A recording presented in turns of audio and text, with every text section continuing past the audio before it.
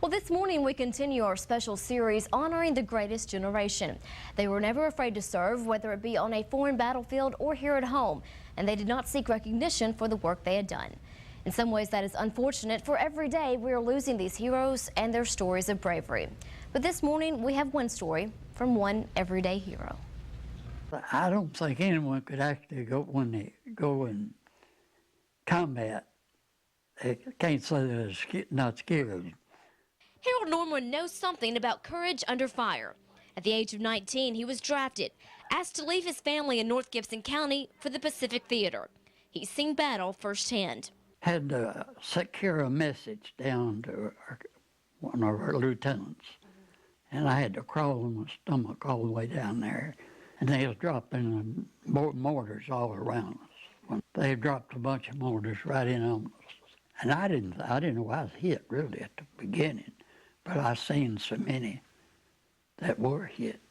And directly I looked down and the blood started coming out, streaming down my legs there, and I knew I was hit. Harold was carried off the battlefield under heavy sniper fire. It took 3 surgeries and 6 months in the hospital to repair his wound. He received a Purple Heart for his service, but as he recalls, no hero's welcome when he returned to Tennessee. I got on a bus in Camp Chappie, Arkansas, and rode to Rutherford, Tennessee. And I caught a ride, and I walked in home.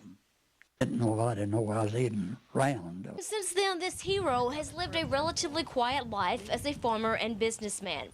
He served in the American Legion for 63 years. He's been married for 62. He has 2 children and 7 grandchildren who have all graduated college. According to Harold, these are his greatest accomplishments. Marrying a good woman, having a family, and that's something to be proud of these days. He says he does not mind that many people are unaware of the sacrifices he's made, even though he still carries the burden of that service. Yeah, I tell you, I wish I could go to bed one night without dreaming. I have flashbacks still. But he says it is some relief to know he served his country when his country needed him. But I still say we got the greatest country in the world, the United States. And I guess I'd say if I had to do it over, I'd go again. And, you know, I asked Harold, did he think that his generation was the greatest generation, as Tom Brokaw says? And his answer was simple, yes, I do. Oh, he'd probably be right, yeah. But just goes to show that these are people that are living next door. They're teachers or your fellow church members, and they have these stories. And many of us are just not even aware of the things that they have accomplished in their lives. So, well, thank you for shedding some light on those, because all the stories you brought us just amazing examples of courage and valor, especially in that trying time. Yeah, we'll say thanks to Harold and his wife Polly too for letting me in their home and being so gracious.